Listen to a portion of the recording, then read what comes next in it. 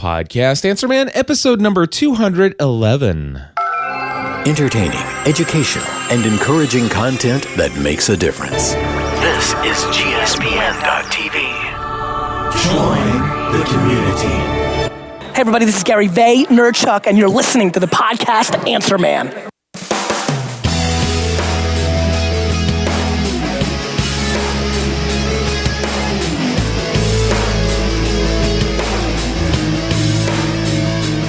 Hello, everybody, and welcome back to another episode of the Podcast Answer Man. My name is Cliff Ravenscraft. This is the podcast about podcasting, helping you take your show to the next level. It doesn't matter if you're a brand new podcaster, if you've been podcasting for many years, or if you haven't yet recorded that first episode. There's something we can all do to take our show to the next level. And oh my goodness, I feel like I have forgotten how to podcast.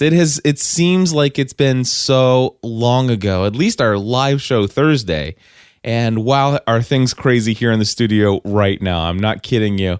If you are at all interested in hearing a recap of my experiences in New York City over the last week, I strongly encourage you to go to pursuingabalancedlife.com. Again, it's pursuingabalancedlife.com. Look for episode number 499. Now, as I'm recording this, for those of you who are in the live chat room right now, that episode is not yet online. It will be later today. But episode 499, I recorded it last night. It started at 11 o'clock in the evening, I think, somewhere around that time. And just had a great time sharing all of the different people that I met, all the different events and how things took place. And I will just say, just as a recap here for you in like 3 minutes or less, if that's even possible for somebody like me to do, is that it was an amazing opportunity that led to more amazing opportunities. Real quickly, I'll tell you that the talk that I did went extremely well. I got to meet the co-founder and CEO of Blog World and New Media Expo. And Rick, actually, on the very first evening that we were there, we had a very awesome conversation. And I've been invited to speak at Blog World LA in November. And so I am going to Blog World LA in November. Obviously, you heard from the beginning of the show here today. I got to meet and talk with Gary Vaynerchuk, and that was fun. And got to see a bunch of other people that I've known through social media for years, some that I've seen before, many that I had never met face to face until this time around.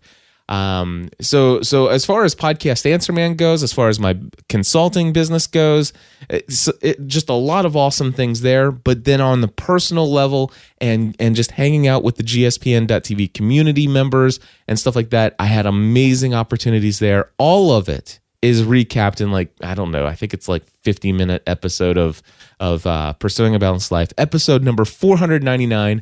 If you go and listen to it, you want to hear probably one of my podcast episodes that doesn't sound all that great. It's probably one of the least audio quality, but still is a demonstration of how things work. And another reason why you might even want to go check it out, even if you're not interested in the recap. I recorded the entire episode of Pursuing a Balanced Life, episode 499, on my iTalk application on my iPhone, because I had my Adderall with me and didn't realize this until I was about 2.5 miles away from my house, that I forgot my SD card in my iMac before I had walked out the studio. So anyway, and the crazy thing is I have more than one Adderall, so I don't know. I mean, I've got 3 of them actually. Well, I guess 2 are Adderalls and one's a Roland R-05. But I just picked up the one that was closest to me and walked out the door, and unfortunately I picked the one that has no SD card in it. So yeah, so it's recorded on iTalk.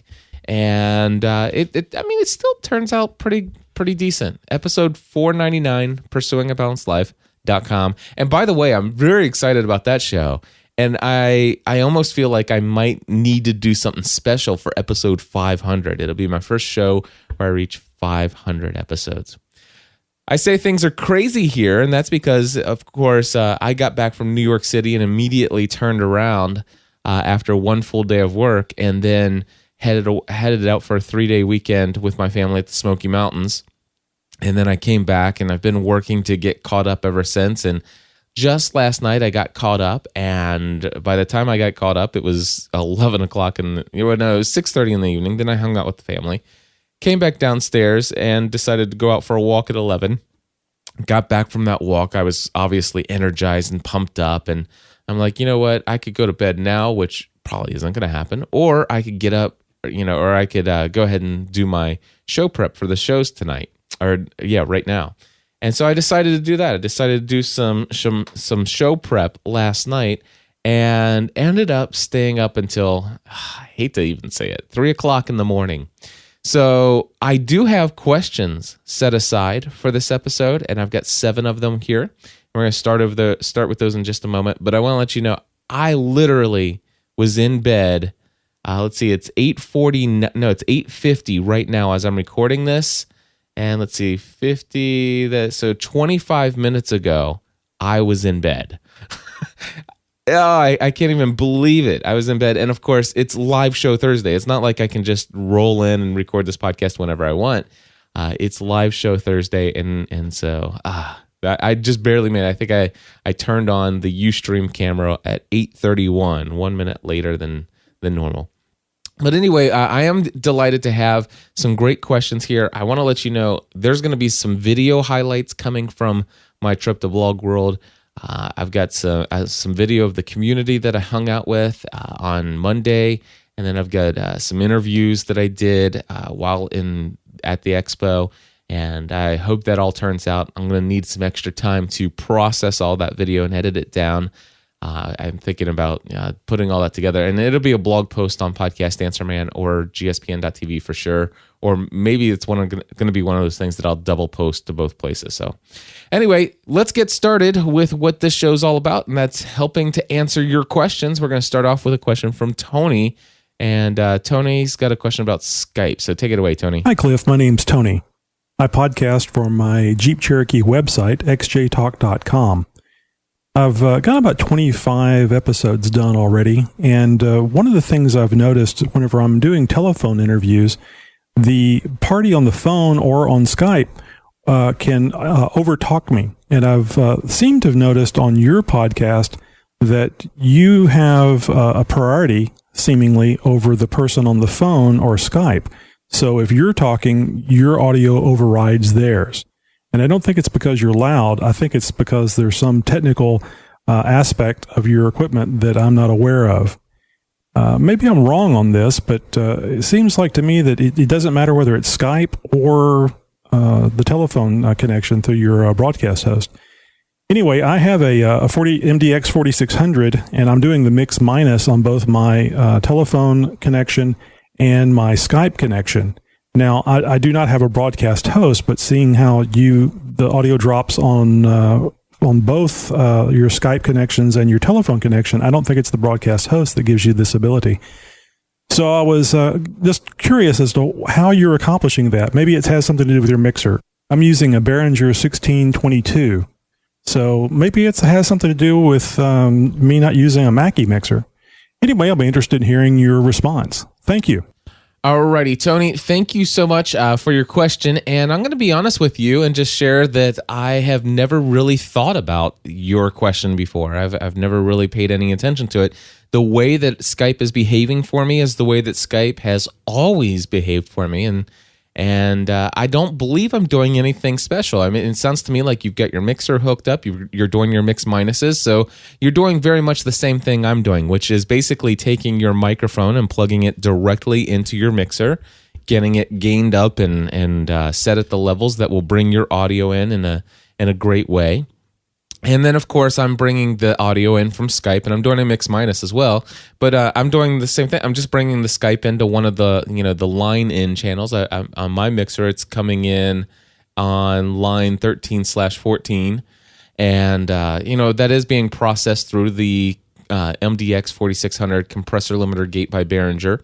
That's coming through channel 4. So it's basically the audio is coming in from Skype, going through the MDX 4600, and then coming into lines 13/14 of my Mackie mixer. And the only thing I can think is that, obviously I make sure that when I do the audio checks before I hit record, I make sure that they're hitting between 12 and 6 with the audio. And so I adjust that up and down with my slider volume control. And as long as they're hitting 12 to 6 and then I'm hitting 12 to 6, I think there's always going to be something where, for me, at least in my mind, my Heil PR40, the audio coming in from it can and should kind of... it should overpower the audio coming in from a Skype connection, although I guess maybe that's not always the case. The other thing that I could think of is that sometimes Skype will do automatic noise cancellation, and I'm not sure if you're using a Mac or not, but I have noticed, and I could be just completely dreaming this up, but I think I've noticed where the noise cancellation that happens on a Mac is sometimes different than what's happened on my experience in the past with a PC.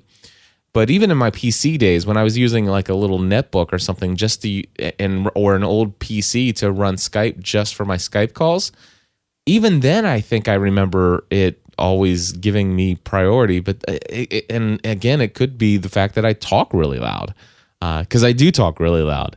But anyway, I'm thinking with this noise cancellation, maybe it's because I'm pushing my audio down the channel that it's seeing and hearing my voice and giving it priority over their voice. So it kind of cuts, noise cancels them out. And not that my co-hosts are the noise.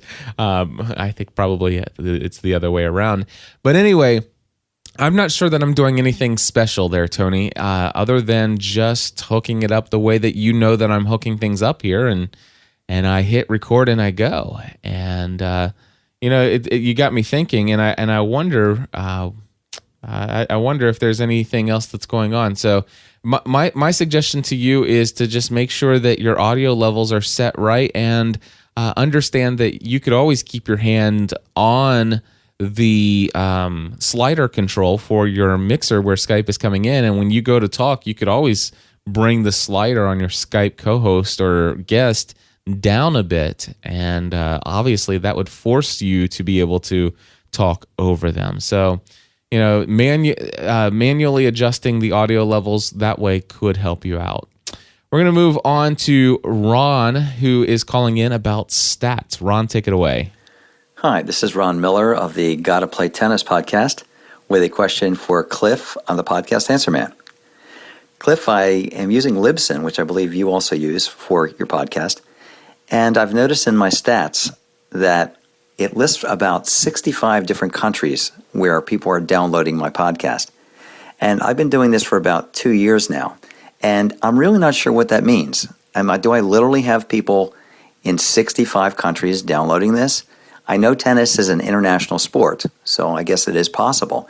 But can you just shed some light for me and maybe some other listeners as to what those stats mean and how they really apply to the growth of our market? Thanks for everything you do. Great show. Take care. All right, Ron, number one, I'm going to tell you, yes, those are real stats, and those are real human beings on the other end. At least we assume. I guess it's technically possible that some computers are just set to go out and scrape podcast feeds from listings and stuff like that and download them. But if you have, I'd say if you have more than 4, 5, 6 different downloads from a country, I mean, even if you have one, I mean, I would go ahead and say it's safe to assume that yes, you have listeners in 65 different countries. Matter of fact, I love it because it was I don't know if it was a year or so ago that iTunes opened up the iTunes music store for podcasting, the podcast directory to the BRIC countries, and of course that just introduced seemingly an entire new world of people to our content in the podcast store, directories of iTunes. So and here's how I can tell you that I'm confident in that, and that is because when I first started podcasting back in December of 2005. My wife and my wife specifically said, I mean, she didn't think more than 50 people ever would listen to our show. And we started getting voicemail and written emails from people in Hong Kong, France, Australia, all over the United Kingdom. Let's see here. We also got Sri Lanka. We got, and I'm thinking right now, and I'm not going to turn my head, otherwise I will be off microphone. But behind me on the wall, I have postcards from Qatar. Is it Qatar? Anyway, Qatar. I've got I've had clients hire me from Saudi Arabia to teach them how to podcast. They heard about Podcast Answer Man and listen. So yeah, all over the world, and absolutely, you are. They're saying it's Qatar. Is how you say that country in the Middle East. But anyway, but yeah, these people are subscribing from all over the world. And what do those stats mean? Well, number one, it means that you have a worldwide audience. And for me, what that meant was, like, for example, when I say, "Hey everybody, I hope that you have a holiday weekend." I don't say those kind of things anymore because it's, last weekend, Memorial Day, was not a holiday weekend for everyone. And so I will instead say things like, for those of you here in the States, I want to say happy Memorial Day to you guys. And for those of you in the UK, happy bank holiday, or, if I want to, or I could just say, for everyone else, just have a great holiday or have a great weekend as well. So, I mean, you have to realize that you do have a worldwide audience, or I guess you don't have to realize that. There are some people who are clueless to this fact, but, it does help to know who your audience is.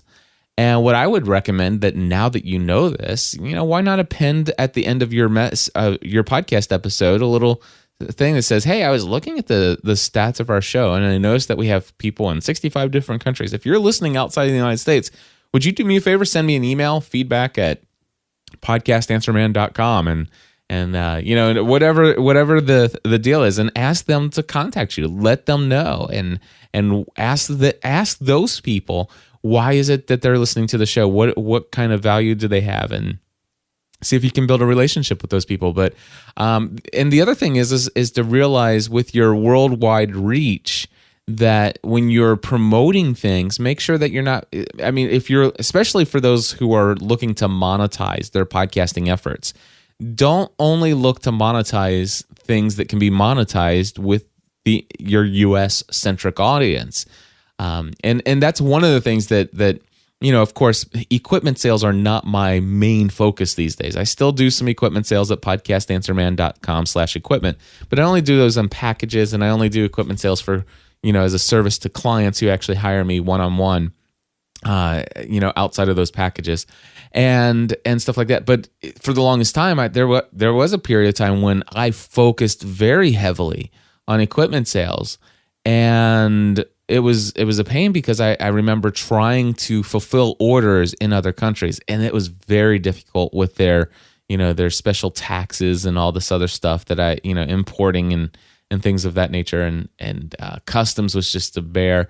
And finally, I got to a place where I'm like, I'm only going to sell equipment and deliver it to places within the United States. I will not even Canada. Those are great people up there, but I got burned once. I had to pay $140 in import taxes just because they accidentally sent the bill to me instead of my client, and my client was willing to pay it, but they never would send it. And then later I couldn't get a hold of that person. And so over time. But anyway, yes, what does it mean for you? Number one, yes, those people are real. They are listening to you in other countries. And number two, you have a worldwide audience. And I would do what I could to get to know those people a little bit better. So Ron, hope that helps you out. Hey, a couple episodes ago, I shared some thoughts about creating a promo for a podcast. Do you remember me talking about that? Well, I told you it seemed like forever ago because I just looked it up online, and it's 210. So it was the last episode. It was creating promos and an interview with Daryl Darnell. That was a fun episode. I just now remembered that one. So Go if you haven't listened to that one yet, go back an episode and listen to episode 210. But anyway, last week 2 weeks ago, I was talking about creating a promo and the fact that, I've really not done a lot to create promos. In fact, I even put it on my to-do list to get a promo created for Podcast Answer Man. And guess what I haven't done yet? And it's not because I haven't been busy. It's still on my to-do list. It's just at the bottom of it. So eventually that will get created. But here's the thing, you can say all you will. For me, it's about creating the content. Sometimes I believe that if we create content and we start being consistent with creating great quality content, that in and of itself is a great way to promote your podcast. It is a great way to and that's exactly what promo is. It's for you to promote your content. And so, for me, my method has always been create great content. Create content that is entertaining, educational, encouraging, and inspirational. The other thing you'll hear me talking about is creating that can't live without kind of content where people listen to an episode and they're like, wow, I don't want to miss a single episode of this. And it's been working, especially for Podcast Answer Man, because there's going to be somebody right now listening to episode number 211. And as soon as they're finished with this podcast, they're going to make that decision to listen to all 211 episodes of Podcast Answer Man. If that is you, and I'm talking to you right now, here's what I'm going to tell you to do. Please listen in reverse order. Go back to 210, 29, 208.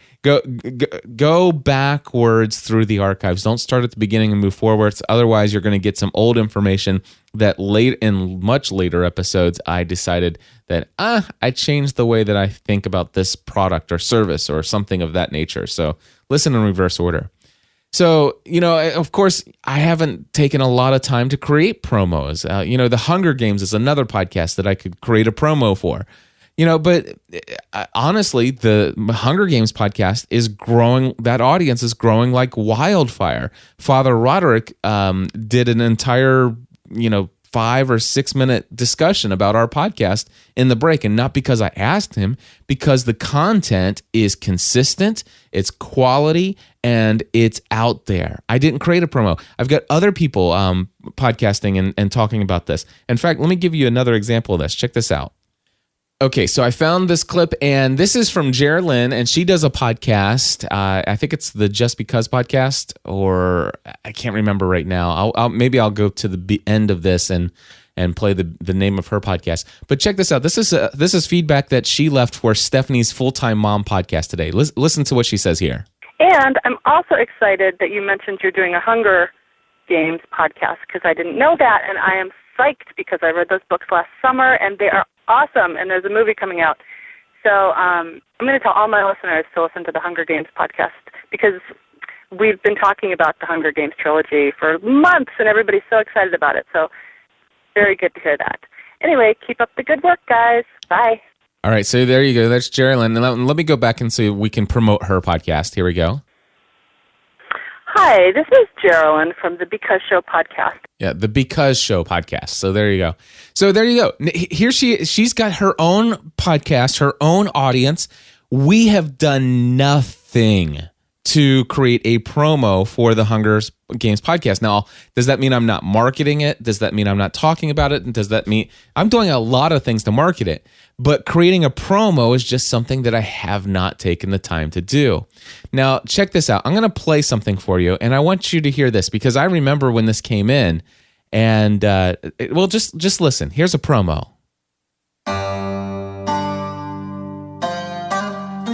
Hi, I'm Darcy Pock, chess coach and host of the Homeschool Chess Podcast. If you're at all interested in learning more about the game of chess, learning how to play chess yourself, or you'd like to teach kids how to play chess, I invite you to join me each episode as we talk about those topics and much, much more. I also invite you to check out the website, homeschoolchesspodcast.blogspot.com. Thanks for listening.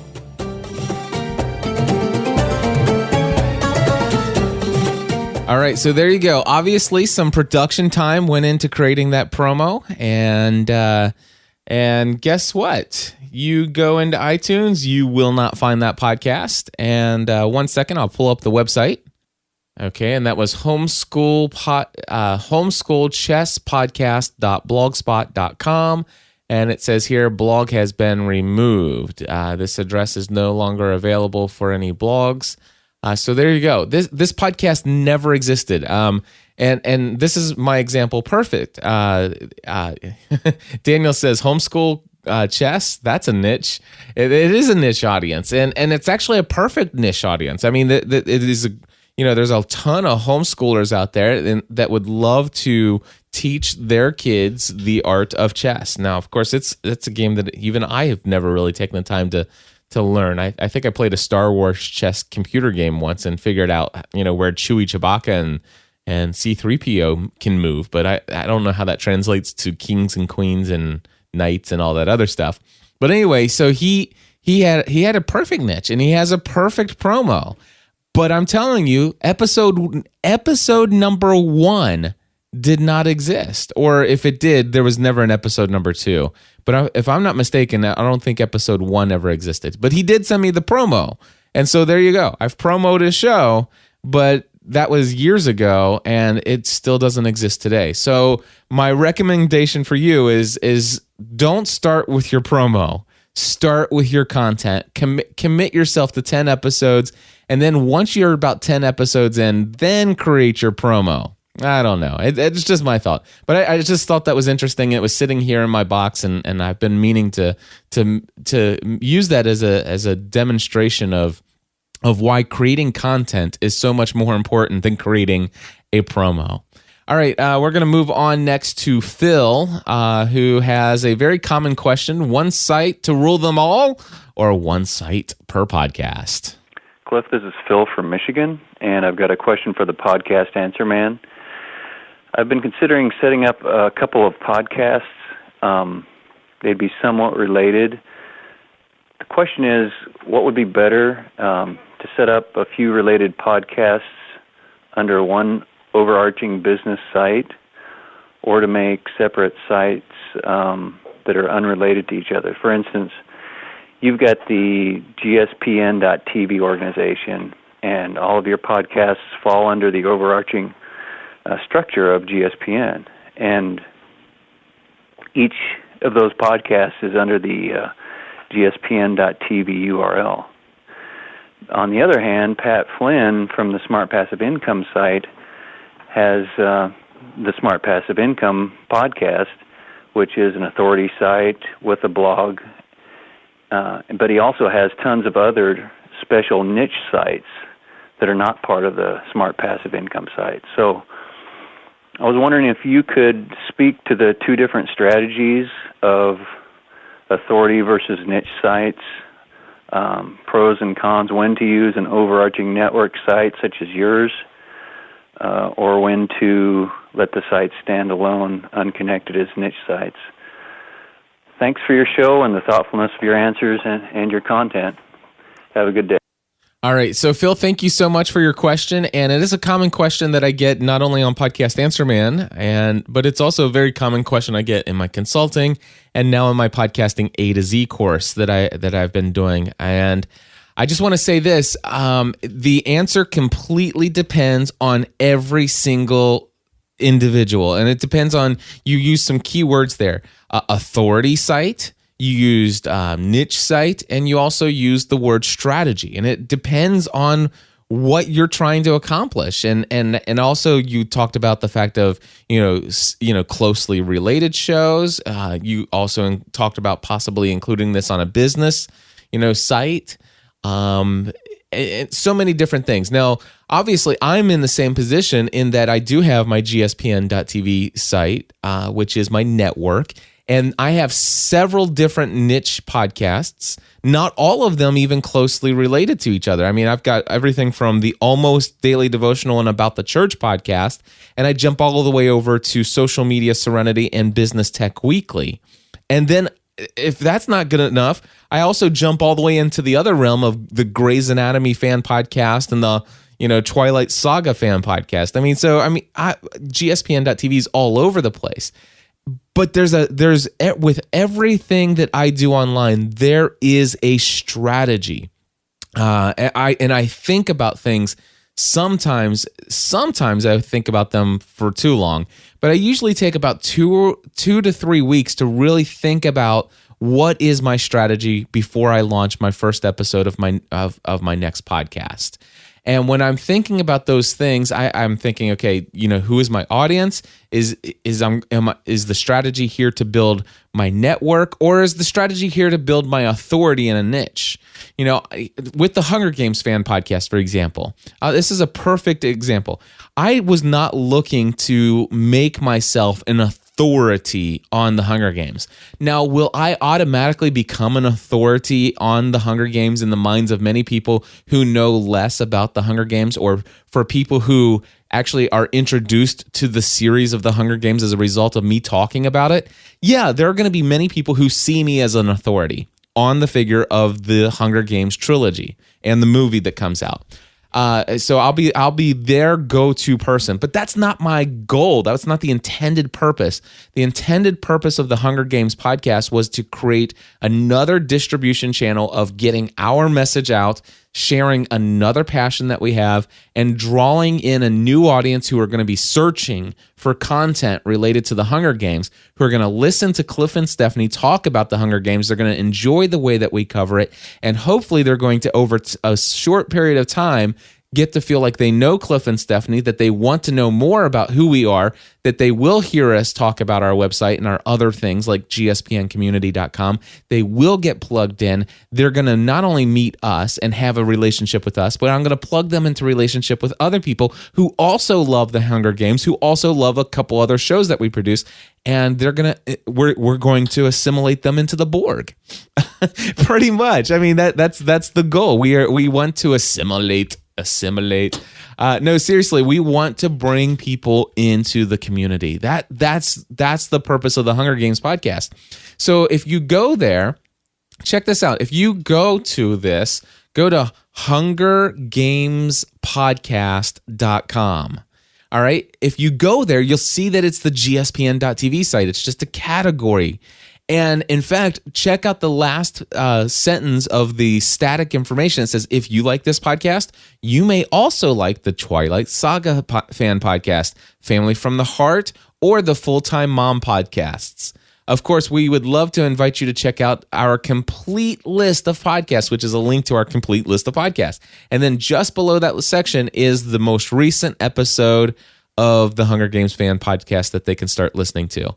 This, my friends, is all intentional. It's all intentional. And so if I wanted to be the go-to person on the web, if I wanted to set myself up as an authority on everything Hunger Games related, I wanted to be taken super serious by every person on this earth. If my goal was to eventually have my name pull up somewhere within the Wikipedia article on Hunger Games, I would not just create this as a category off of my site. I would actually create hungergamespodcast.com, and it would be its own WordPress installation. Let me give you an example of this. All right. Go to since you're still at Hunger Games Podcast, here's the one thing I want you to do. I want you to go to the top of gspn.tv there. That's where you're going to be. You're not going to be on that site. Hover your mouse over where it says Browse Our Podcasts. Then go down and hover your mouse over where it says Business and Technology Podcast. And then go over and click on Virtual Assistant Podcast. Okay, notice that show is a part of my network. All right, and it looks like this exists on my network just like any other show. And in fact, it says if you like this, you may also like the Podcast Answer Man Show, Social Media Serenity, or Business Tech Weekly. Or we, of course, invite you to check out our complete list of podcasts. So I'm all about cross-promoting these things and stuff like this. So this is, if you look below that, the static area, you see episode 38, the most recent episode, and it goes back and you can listen to it from here. But when I'm promoting this show, I promote not this category. I instead say, hey, head over to virtualassistantpodcast.com because I wanted to be seen as an authority on virtual assistants. All right. I wanted to be seen as a go-to person for information for somebody who is just like me, a small to medium-sized business owner. And so therefore I am an authority on this because I want to give you the information. And I had it set up much in the same way as Podcast Answer Man. I'm going to be your virtual assistant Answer Man. I'm going to be answering your questions relating to having a virtual assistant. And I've got the resources. Any question you have, I can get the answer to. That's going to be a no-brainer, no problem. This is a place I want people to go to for information about how to effectively make use of a virtual assistant to make our lives as a small to medium-sized business owner more profitable, more productive, just everything. We just want it to be easier, smoother. Learning how to delegate, what tools and tips can you use? So I created a whole different site just for virtualassistantpodcast.com. Another site, of course, is podcastanswerman.com. Same thing. If you were to browse through the categories under business and technology for gspn.tv, Podcast Answer Man is also listed there. But Podcast Answer Man is its own brand. It has its own site. And so it does have its own strategy. So there are times when, I've got 14 other shows that have the only place they exist is on the GSPN network. Whereas I have a couple shows that exist, they have their own domain, they have their own brand, and I'm not saying that the only thing that differentiates that is whether or not you want to be an authority in a particular field of interest. There are other reasons, and I'll just give you one other one, just real simple, and then we'll move on. But that is balancedlivingweekly.com. Go ahead and pull that up. Now, again, if you go to gspn.tv and you hover over the categories, you'll see Balanced Living Podcast, and then you're going to see Balanced Living Weekly there. But if you go to balancedlivingweekly.com, it has its own site. It has its own page. And it's not necessarily that I'm looking to be an authority in balanced living, because if I did, I might still be pursuing a balancedlife.com as well as a extended brand that has its own site, which, by the way, it used to, and I rolled it into the network.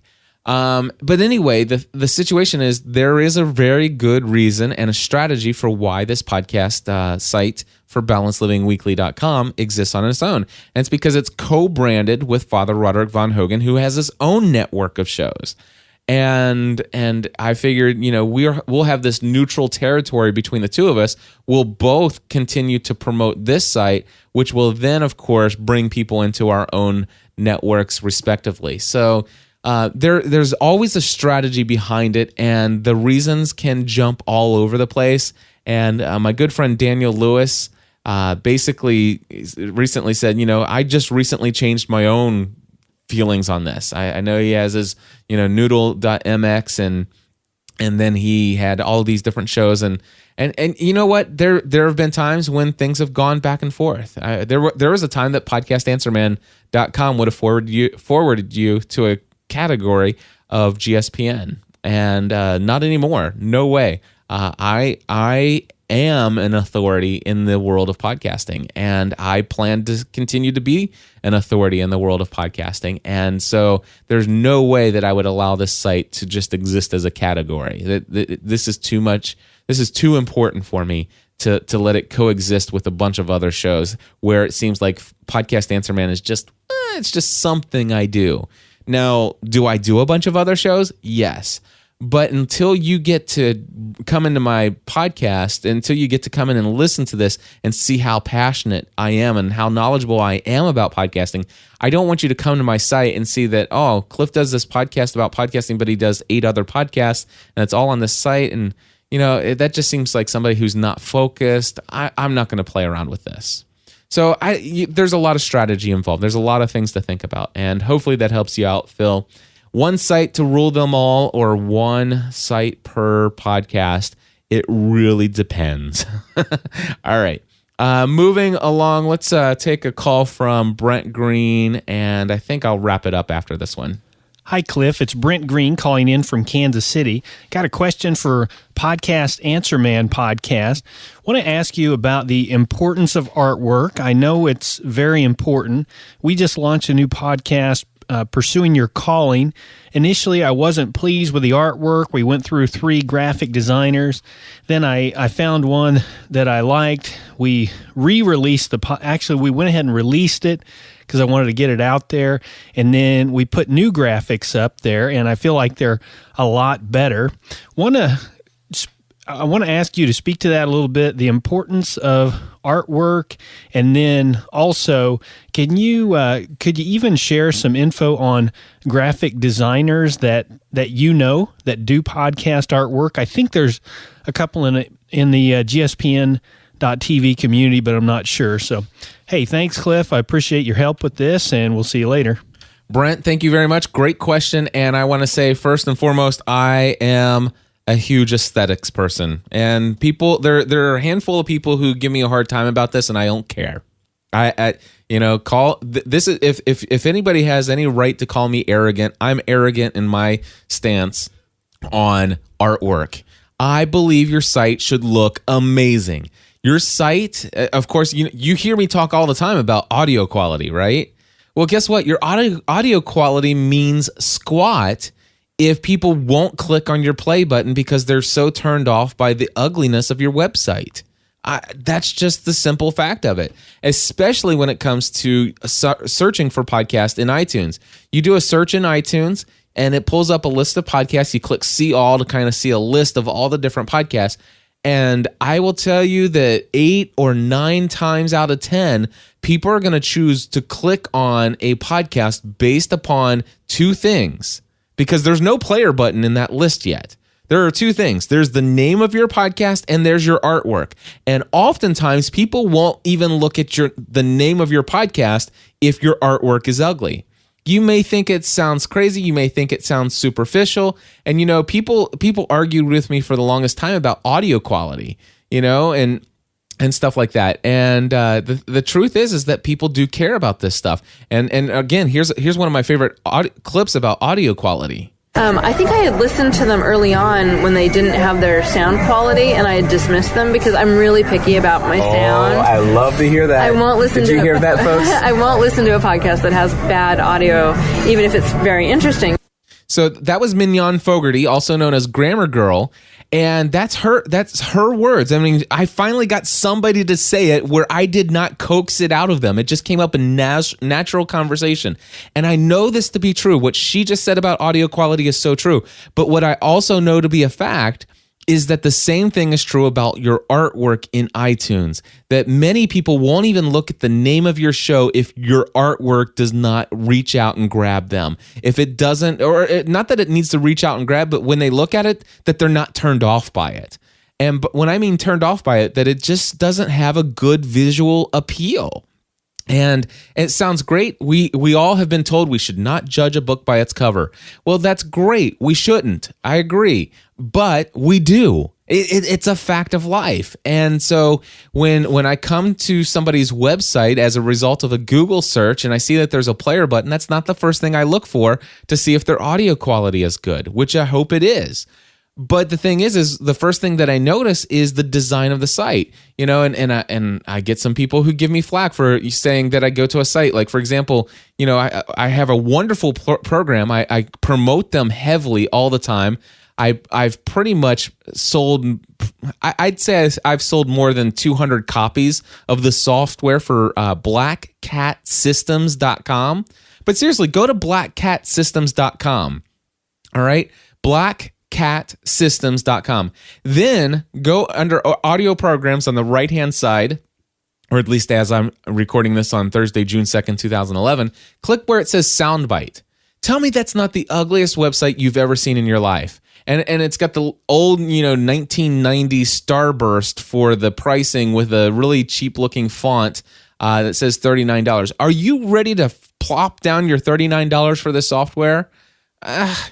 Probably not, and it might be difficult for you. And the thing is bad artwork, bad websites does make this stuff difficult to sell it. And the thing is, of course, you can overcome that by having great content that people talk about. It's like, it's an ugly website, but so-and-so said this is the place to go, so I'll try it out. And that's literally what they have to do to click that play button to hear your totally awesome audio when you have a cruddy looking website.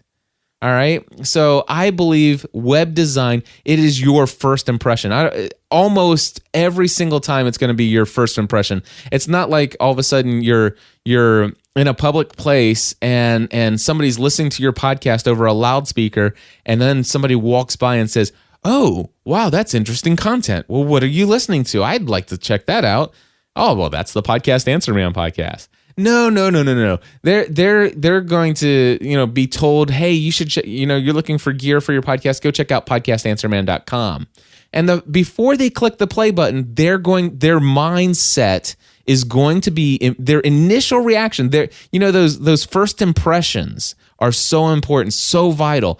The first impression that people will have is the look and feel of your site. Before they get the chance to hit the play button, they've already had their first impression, their initial reaction to who you are and your brand based upon your artwork in an iTunes search result or the banner on your website, or at least the overall feel and look and design of your website.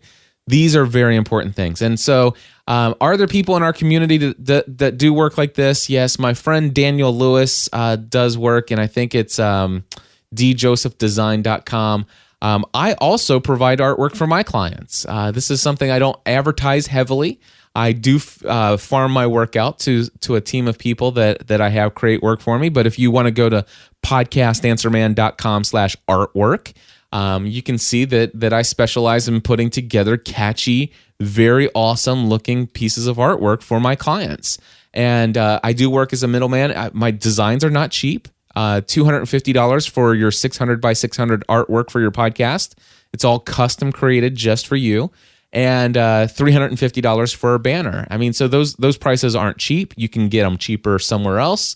I don't know that you'll always get the same quality, but obviously you can't get the same thing that I would produce because I won't be producing it. But there's some great things. You can go to logotournament.com. You can go to 99designs.com. You can go to a bunch. I mean, there's tons of places out there.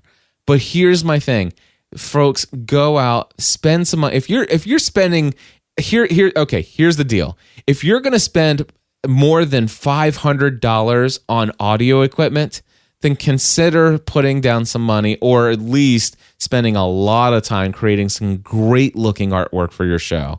And at the very least, why not get, like Photoshop elements and then head over to iStock Photo, get a background that you can, purchase and then put some really neat text and fonts on top of it. But even that, if you are not a graphics person, it's not going to look great. And I'm not a graphics person.